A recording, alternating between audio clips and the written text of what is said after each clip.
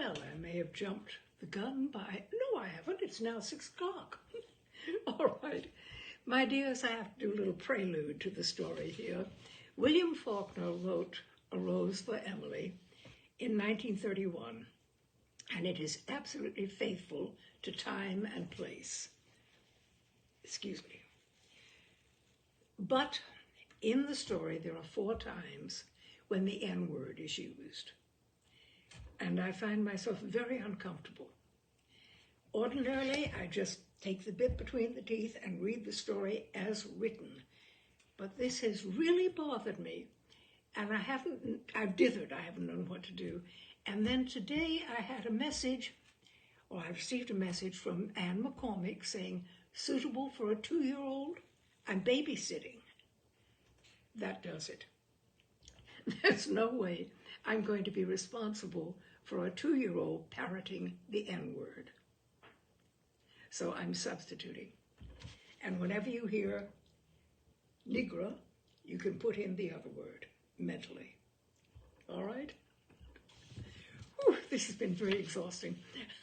So, William Faulkner's A Rose for Emily. When Miss Emily Grierson died, our whole town went to her funeral. The men through a sort of respectful affection for a fallen monument. The women mostly out of curiosity to see the inside of her house, which no one save an old manservant, a combined gardener and cook, had seen in at least 10 years. It was a big, squarish frame house that had once been white, decorated with cupolas and spires and scrolled balconies in the heavily lightsome style of the 70s, set on what had once been our most select street.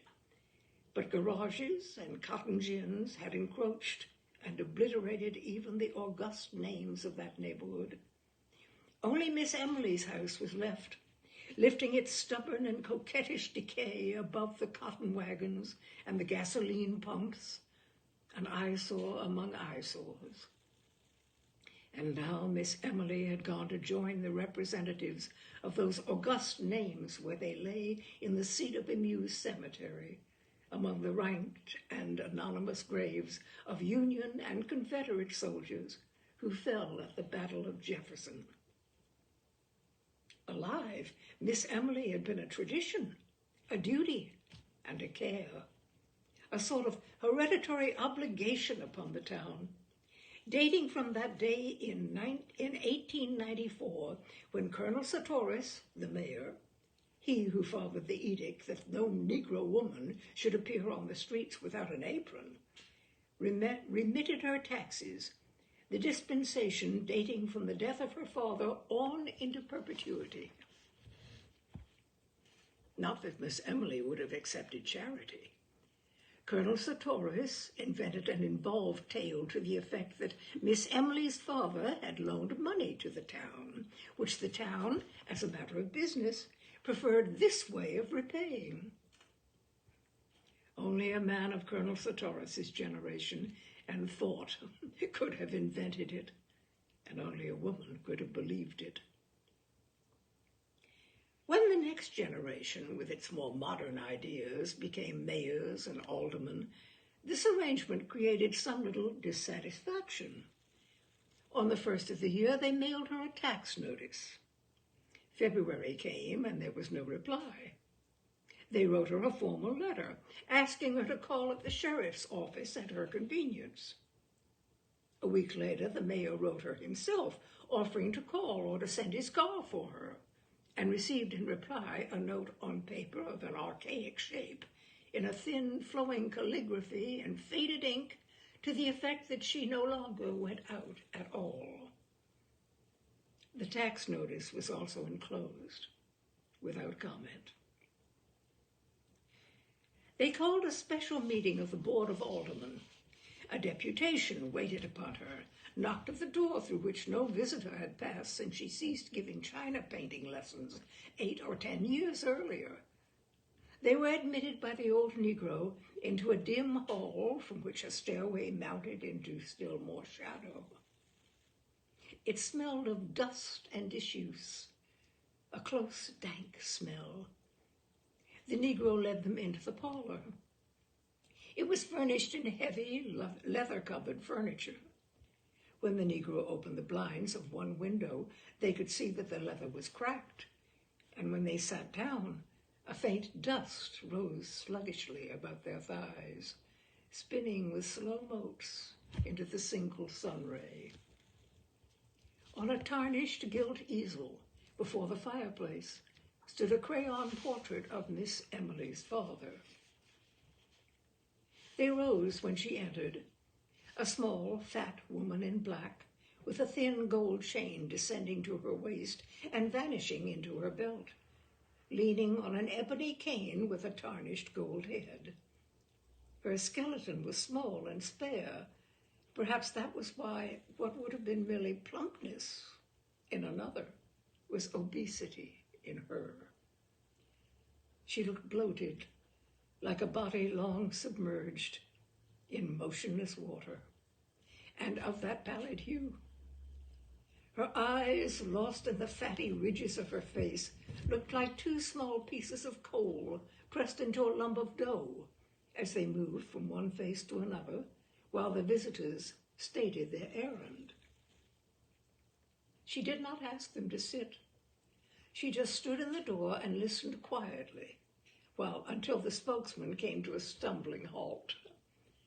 Then they could hear the invisible watch ticking at the end of the gold chain.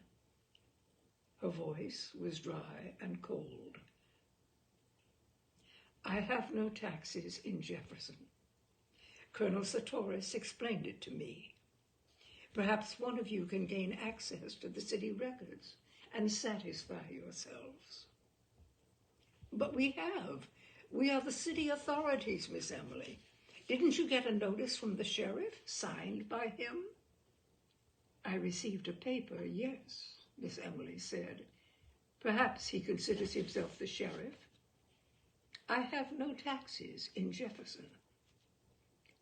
"But there is nothing on the books to show that, you see. We must go by the see Colonel Sartoris." "I have no taxes in Jefferson." "But Miss Emily, see Colonel Sartoris." Colonel Sartoris had been dead almost 10 years. "I have no taxes in Jefferson." "Tobe," the Negro appeared, "show these gentlemen out." So she vanquished them, horse and foot, just as she had vanquished their fathers 30 years before about the smell.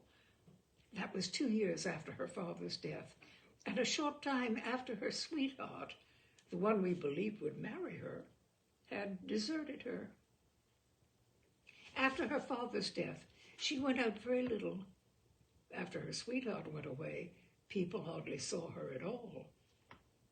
A few of the ladies had the temerity to call, but were not received. And the only sign of life about the place was the Negro man, a young man then, going in and out with a market basket. Just as if any man could keep a kitchen properly, the ladies said, so they were not surprised when the smell developed. It was another link between the gross, teeming world and the high and mighty Griersons. A neighbor, a woman, complained to the mayor, Judge Stevens, 80 years old. "But what will you have me do about it, madam?" he said. "Why, send her word to stop it," the woman said. "Isn't there a law?" "I'm sure that won't be necessary," Judge Stevens said. "It's probably just a snake or a rat that nigger of hers killed in the yard. I'll speak to him about it." The next day he received 2 more complaints. One from a man who came in diffident deprecation. "We really must do something about it, Judge. I'd be the last one in the world to bother Miss Emily, but we've got to do something." That night the Board of Aldermen met, 3 graybeards and 1 younger man, a member of the rising generation. "It's simple enough," he said. "Send her word to have her place cleaned up.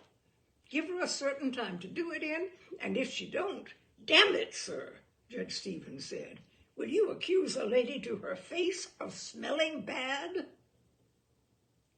So the next night, after midnight, 4 men crossed Miss Emily's lawn and slunk about the house like burglars, sniffing along the base of the brickwork and at the cellar openings, while one of them performed a regular sewing motion with his hand out of a sack slung across his shoulder. They broke open the cellar door and sprinkled lime there and in all the outbuildings. As they recrossed the lawn, a window that had been dark was lighted, and Miss Emily sat in it, the light behind her, and her upright torso motionless as that of an idol. They crept quietly across the lawn and into the shadow of the locusts that lined the street. After a week or two, the smell went away. That was when people had begun to feel really sorry for her.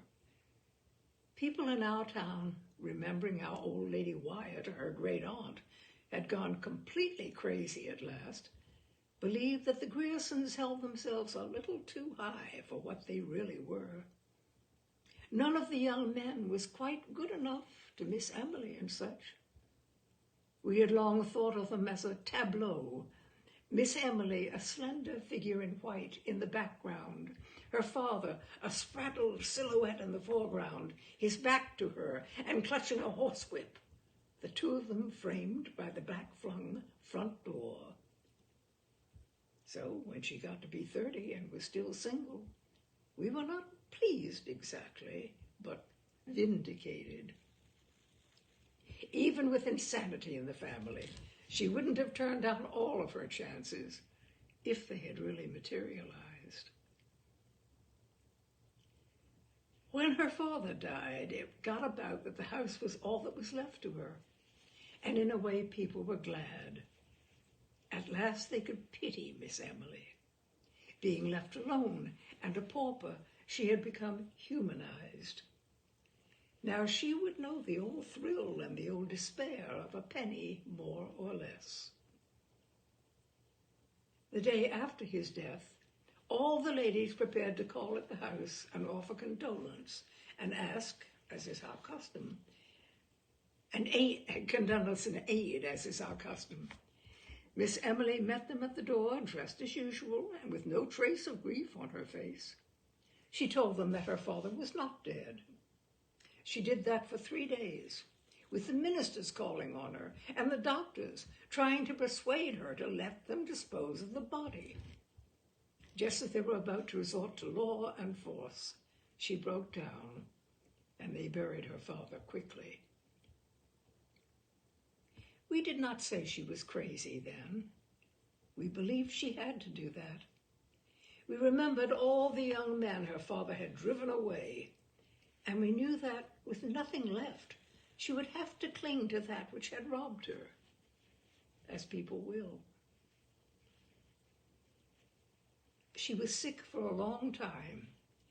When we saw her again, her hair was cut short, making her look like a girl, with a vague resemblance to those angels in colored church windows, sort of tragic and serene. The town had just let the contracts for paving the sidewalks, and in the summer, after her father's death, they began the work. The construction company came with niggers and mules and machinery, and a foreman named Homer Barron, a Yankee, a big, dark, ready man with a big voice and eyes lighter than his face. The little boys would follow in groups to hear him cuss the niggers, and the niggers singing in time to the rise and fall of picks. Pretty soon he knew everybody in town. Whenever you heard a lot of laughter anywhere about the square, Homer Barron would be in the center of the group. Presently, we began to see him and Miss Emily on Sunday afternoons, driving in the yellow-wheeled buggy and the matched team of bays from the livery stable. At first, we were glad that Miss Emily would have an interest, because the ladies all said, of course a Grierson would not think seriously of a northerner, a day laborer. But there were still others, older people, who said that even grief could not cause a real lady to forget noblesse oblige. Without calling it noblesse oblige, they just said, "Poor Emily. Her kinsfolk should come to her." She had some kin in Alabama, but years ago her father had fallen out with them over the estate of old Lady Wyatt, the crazy woman, and there was no communication between the two families. They had not even been represented at the funeral. And as soon as the old people said, "Poor Emily," the whispering began. "Do you suppose it's really so?" they said to one another. "Of course it is. What else could?" This behind their hands. Rustling of craned silk and satin behind jalousies closed upon the sun of Sunday afternoon as the thin, swift clop, clop, clop of the match team passed. Poor Emily. She carried her head high enough, even when we believed that she was fallen. It was as if she demanded more than ever the recognition of her dignity as the last Grierson, as if it had wanted that touch of earthiness to reaffirm her imperviousness. Like when she bought the rat poison, the arsenic. That was over a year after they had begun to say, "Poor Emily," and while the two female cousins were visiting her. "I want some poison," she said to the druggist. She was over 30 then, still a slight woman, though thinner than usual, with cold, haughty black eyes and a face the flesh of which was strained across the temples and about the eye sockets, as you imagine a lighthouse keeper's face ought to look. "I want some poison," she said. "Yes, Miss Emily. What kind? For rats and such? I want the best you have. I don't care what kind." The druggist named several. "They'll kill anything up to an elephant, but what you want is arsenic," Miss Emily said. "Is that a good one?" "Is arsenic?" "Yes, ma'am, but what you want, I want arsenic." The druggist looked down at her. She looked back at him erect, her face like a strained flag. "Why, of course," the druggist said, "if that's what you want. But the law requires you to tell what you're going to use it for." Miss Emily just stared at him, her head tilted back in order to look him eye for eye, until he looked away and went and got the arsenic and wrapped it up. The Negro delivery boy brought her the package. The druggist didn't come back. When she opened the package at home, there was written on the box, under the skull and crossbones, "For rats." So the next day we all said she will kill herself, and we said it would be the best thing. When she had first begun to be seen with Homer Barron, we had said she will marry him. Then we said she will persuade him yet, because Homer himself had remarked he liked men, and it was known that he drank with the younger men in the Elks Club, that he was not a marrying man. Later we said, "Poor Emily," behind the jalousies as they passed on Sunday afternoon in the glittering buggy, Miss Emily with her head high and Homer Barron with his hat cocked and a cigar in his teeth, reins and whip in a yellow glove. Then some of the ladies began to say that it was a disgrace to the town and a bad example to the young people. The men did not want to interfere, but at last the ladies forced the Baptist minister, Miss Emily's people were Episcopal, to call upon her. He would never divulge what happened during that interview, but he refused to go back again. The next Sunday they again drove about the streets, and the following day the minister's wife wrote to Miss Emily's relations in Alabama. So she had blood kin under her roof again, and we sat back to watch developments. At first nothing happened. Then we were sure that they were to be married. We learned that Miss Emily had been to the jeweler's and ordered a man's toilet set in silver with the letter HB on each piece. 2 days later, we learned that she had bought a complete outfit of men's clothing, including a nightshirt, and we said, they are married. We were really glad. We were glad because the 2 female cousins were even more Grierson than Miss Emily had ever been. So we were not surprised when Homer Barron, the streets had been finished some time since, was gone. We were a little disappointed that there was not a public blowing off, but we believed that he had gone on to prepare for Miss Emily's coming, or to give her a chance to get rid of the cousins. By that time it was a cabal, and we were all Miss Emily's allies to help circumvent the cousins. Sure enough, after another week, they departed. And as we had expected all along, within 3 days, Homer Barron was back in town. A neighbor saw the Negro man admit him at the kitchen door at dusk one evening. And that was the last we saw of Homer Barron, and of Miss Emily for some time. The Negro man went in and out with the market basket, but the front door remained closed. Now and then we would see her at a window for a moment, as the men did that night when they sprinkled the lime, but for almost 6 months she did not appear on the streets. Then we knew that this was to be expected too. As if that quality of her father, which had thwarted her woman's life so many times, had been too virulent and too furious to die. When we next saw Miss Emily, she had grown fat and her hair was turning gray. During the next few years, it grew grayer and grayer until it attained an even pepper and salt iron gray when it ceased turning. Up to the day of her death at 74, it was still that vigorous iron gray, like the hair of an active man. From that time on, her front door remained closed, save for a period of 6 or 7 years when she was about 40, during which she gave lessons in china painting. She fitted up a studio in one of the downstairs rooms where the daughters and granddaughters of Colonel Sartoris's contemporaries were sent to her with the same regularity and in the same spirit that they were sent to church on Sundays with a 25-cent piece for the collection plate. Meanwhile, her taxes had been remitted.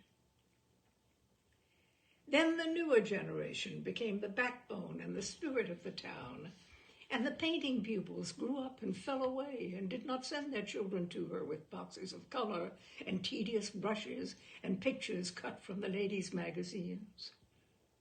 The front door closed upon the last one and remained closed for good.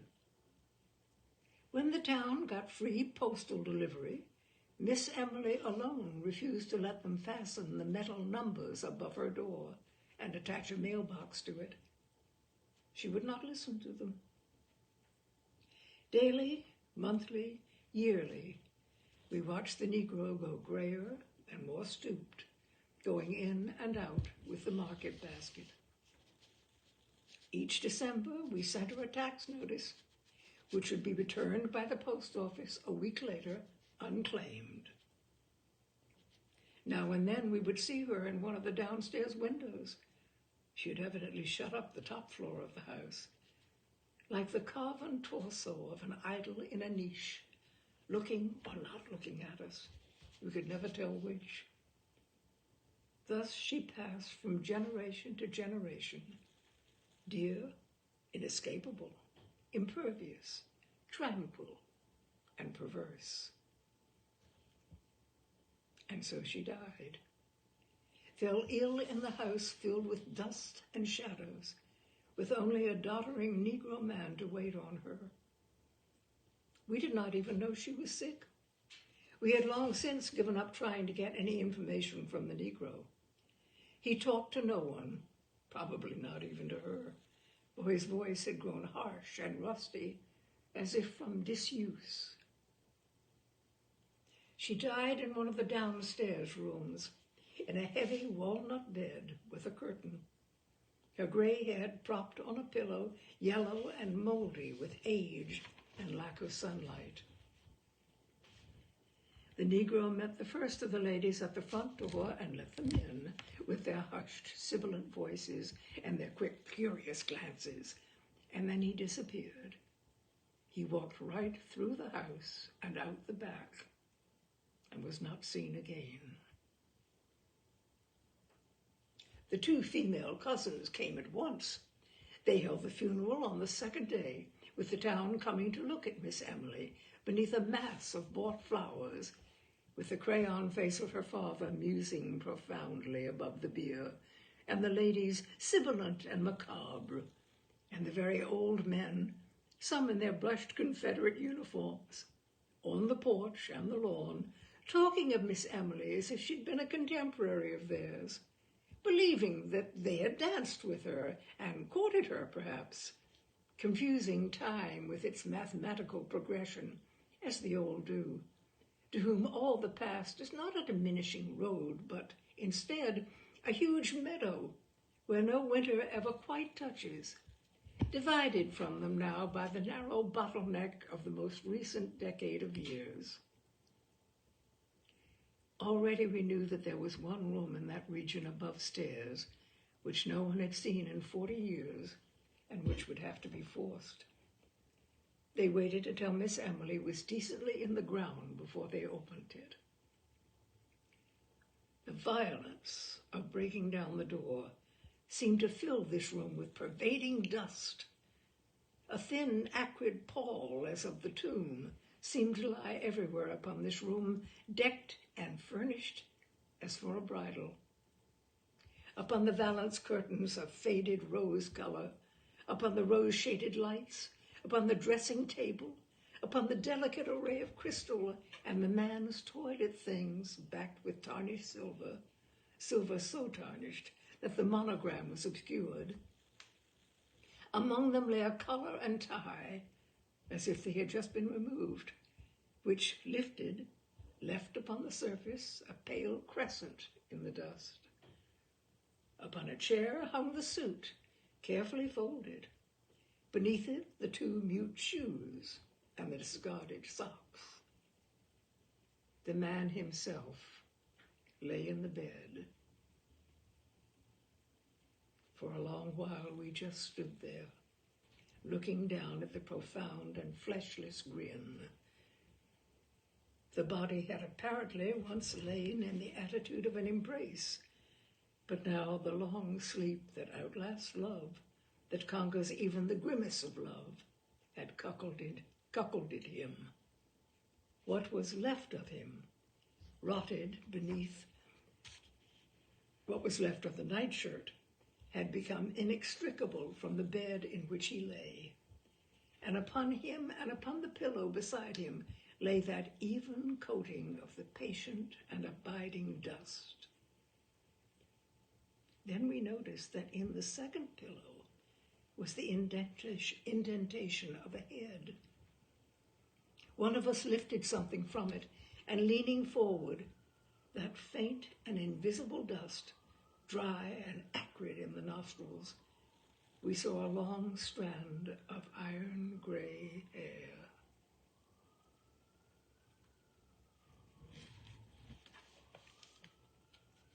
And that is A Rose for Emily by William Faulkner, which is your Gothic tale for this evening. Oh, my dears, thank you for joining me. Whew, I'm not sure what we'll do next Wednesday, but it probably will be something fun and light in contrast. But oh, I do love that story. So thank you indeed, my dears, and I will see you, I hope, next Wednesday at 6 for Tales and Cocktails. Good night.